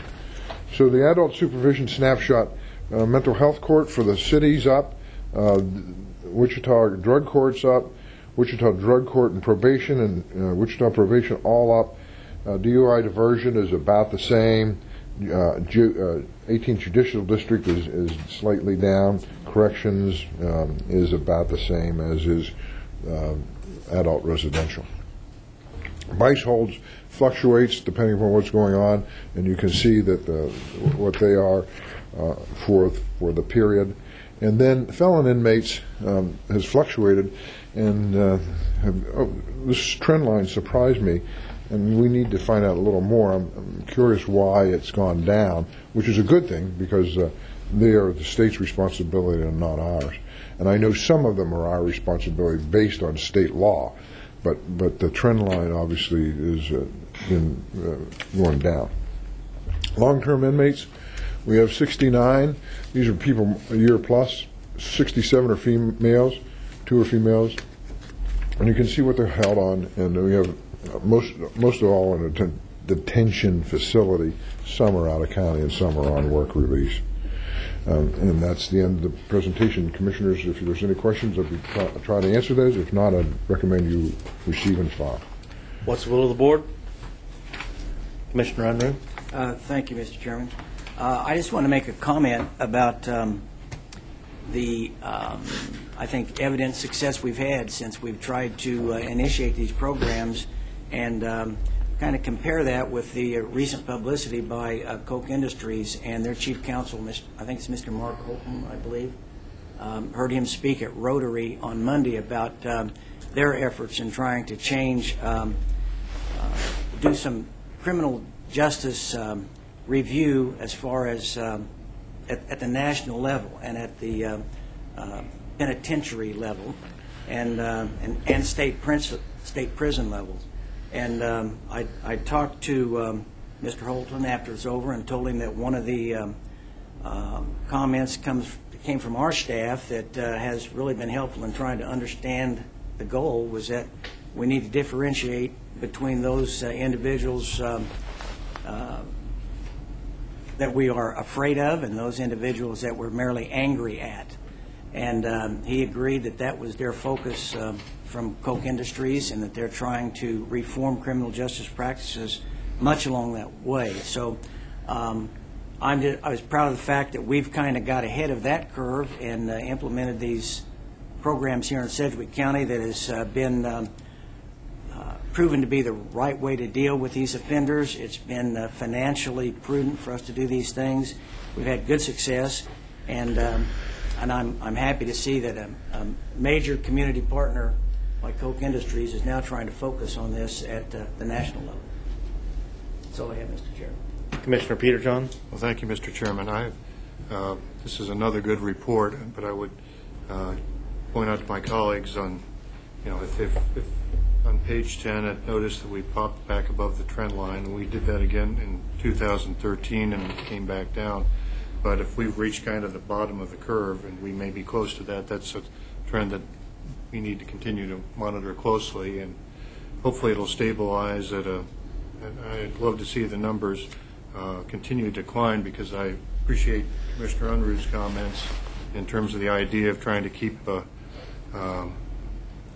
dangerous people locked up and the folks that we're frustrated with working through other programs that doesn't hopefully can reduce recidivism and keep the community safe, but not break the bank at the same time. I would also hasten to add that in terms of the criminal justice side, one other factor to consider is that my understanding is the state did address the copper theft bill, and that will be taking effect sometime soon. And I know for some of my constituents that passage of that's a significant accomplishment. Commissioners, I would move we receive and file. Second. Madam Clerk, call the vote. Commissioner Unruh. Aye. Commissioner Norton. Aye. Commissioner Howell. Aye. Commissioner Peter John. Aye. Chairman Ransall. Aye. Thank you. Next item, please. Item O, report of the Board of Bids and Contracts regular meeting on April 30th, 2015. Good morning, Mr. Chairman and Commissioners. Kristen McGovern, Purchasing Department. Meeting of the Board of Bids and Contracts, April 30th, resulted in 7 items for your consideration. Item number 1, 6-wheel broom street sweeper, fleet management. The recommendation is to accept the low responsive bid from Key Equipment and Supply Company, option 1, in the amount of $318,990 and establish contract pricing for labor and parts for 3 years. Item number 2, on-call electrical services, Facilities Department. Recommend to accept the overall low proposals from Advanced Electric Incorporated and Southwestern Electrical Company Incorporated and establish contract pricing for 1 year with 2 one-year options to renew. Item number 3, 2015 Nova Chip overlays. Recommend to accept a low bid from Cornejo and Sons, LLC, in the amount of $3,589,200.50. Item number 4, 2015 Asphalt Surface Recycling, Public Works. Recommend to accept the low bid from Industrial Incorporated in the amount of $922,487.20. Item number 5, precast reinforced concrete box and end sections, Public Works. Recommend to accept the overall low bid from Wichita Concrete Pipe Company and establish contract pricing for 1 year with 2 one-year options to renew. Item number 6, AB3 Rock, Public Works. Recommend to accept the bid from Southwest Butler Quarry, LLC, for an initial purchase in the amount of $87,120 and establish contract pricing for 1 year with 2 one-year options to renew. And item number 7, CMG Chat, Public Works. Recommend to accept the bid from A Plus Logistics, LLC, doing business as A Plus Trucking, in the amount of $91,600 and establish contract pricing for 1 year with 2 one-year options to renew. I'll be happy to answer any questions you may have, and I recommend approval of these items. Thank you. First of all, is there anyone from the public who'd like to speak on this item? Seeing none. Commissioners, what's the will of the board? I move we approve the recommendation of the Board of Bids and Contracts. All second. Commissioner Peter John seconded. Call the vote, please. Commissioner Unruh. Aye. Commissioner Norton. Aye. Commissioner Howell. Aye. Commissioner Peterjohn. Aye. Chairman Ransall. Aye. Next item, please. Consent agenda. Commissioners, you have the consent agenda before you, and I would recommend you approve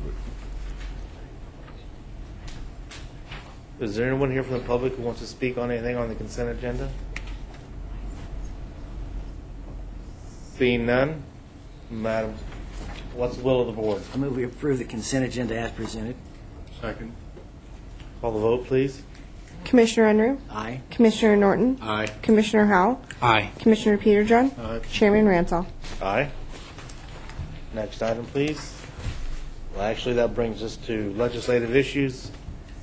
No, sir? Nothing other. Commissioner, do you have anything for the other portion of our meeting? Commissioner Howell? Thank you, Mr. Chairman. I just wanted to take this opportunity to highlight one of the resources in our community. I was able to visit this last Monday, and I was completely blown away. I was so impressed with what I saw, and I wanted to share that with the public and just encourage them to be aware of it, to use it if they need it, and to support it. I'd like to just share this with you, if you don't mind. It's a facility out there on 37th Street North, 1441 East 37th Street North. It's called His Helping Hands Incorporated, and last year they helped 49,085 people that they served just last year. They gave away food items to 13,000 different people who came and requested food. They are a faith-based organization. They do share the gospel with people, and the people who responded to the gospel and made decisions, 658 people last year. The stats going on down are just extremely impressive. Voluntary hours, 66,254 people volunteered their time. I'm sorry, that many hours were volunteered last year.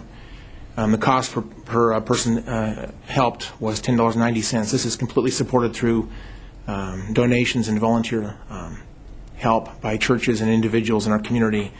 I'm just very impressed. The mission statement, if you don't mind, I'd like to read this real quickly. It says, His Helping Hands is a Christ-centered benevolence ministry set up to assist families and individuals, primarily in the local Wichita area, who are facing insufferable hardships for the purpose of helping and encouraging those who are in the body of Christ and helping and evangelizing those who are not yet in the body of Christ by being the hands of Christ and helping others. We show the love of Christ in a practical way, thus ministering both to the clients and donors by helping people help people. And responding to their evangelistic efforts is not required. They'll help people regardless of whether they respond or not. They're just interested in helping people at the spiritual level and the physical level. And next to that is another organization called Fresh Hope. It's fairly new, and their mission statement says it's a hands-on, hand-in-hand program that is hands up, not a handout. It is designed for women who are seeking a fresh start and are ready to work harder than they ever have worked, but need some help getting started. And they have helped several hundred women with this program so far and continue to do that. And they have an 81% success rate for the people, for the ladies that have gone through this program.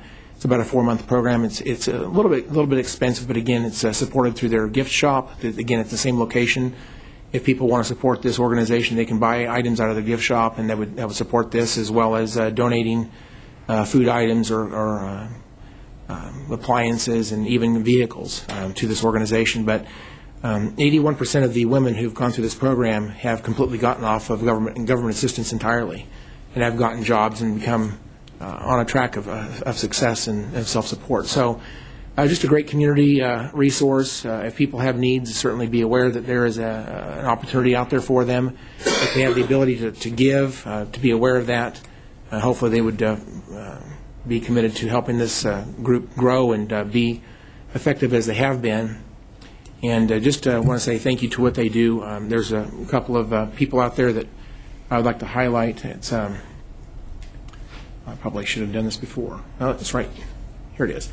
Pastor Phil Smith and Paul Dome are the two people I spent a lot of time with on Monday that I just want to give them a thank you for what they do for our community and appreciate their servant heart. And with that, Mr. Chairman, that's all my comments. Thank you. Commissioner Unruh.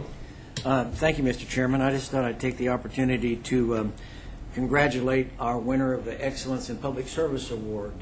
Ms. Jill Tinsley was the one who was awarded that from Sedgwick County. It's an annual program where the DeVore Foundation provides recognition and a cash stipend for outstanding folks in both the county and the city and the USD 259. And so last evening, Jill was officially recognized, and I just wanted to bring that to the public's attention that she deserves a recognition, and as did the others from the city and USD 259. Would also just want to reveal that majority of our commissioners were out at WSU Tuesday morning for breakfast with President Bardo, and it's consistent with the Excellence in Public Service award that we just gave to Jill, but they talked about the Hugo Walls School and how it developed individuals to help in public service in all areas of public service and the success they've had. So congratulations not just to President Bardo, but also to Nancy McCarthy Snyder and the rest of the staff out there for the great work they do. And lastly, I just want to remark that I missed a ribbon cutting for a new rail spur out in the Sunflower Commerce Park out in Bel Air, where they just cut the ribbon on that today for shipping company out there that needed that, and I believe their building facilities up, ready to go, and it's a great addition to the economy of South Central Kansas. That's all I have, Mr. Chair. Anything else from commissioners for other? Seeing none, we do have a need for an executive session. Commissioner Peterjohn. Mr. Chairman, I move that the Board of County Commissioners recess into executive session for 20 minutes to consider consultation with legal counsel on matters excuse me, on matters privileged in the attorney-client relationship relating to legal advice and contract negotiations, and the Board of County Commissioners return to this room from executive session no sooner than 11:30 a.m. I second that. We have a motion and a second. Call the vote, please. Commissioner Unruh. Aye. Commissioner Norton. Aye. Commissioner Howell. Aye. Commissioner Peterjohn. Aye. Chairman Ransall. Aye. We'll now move to executive session.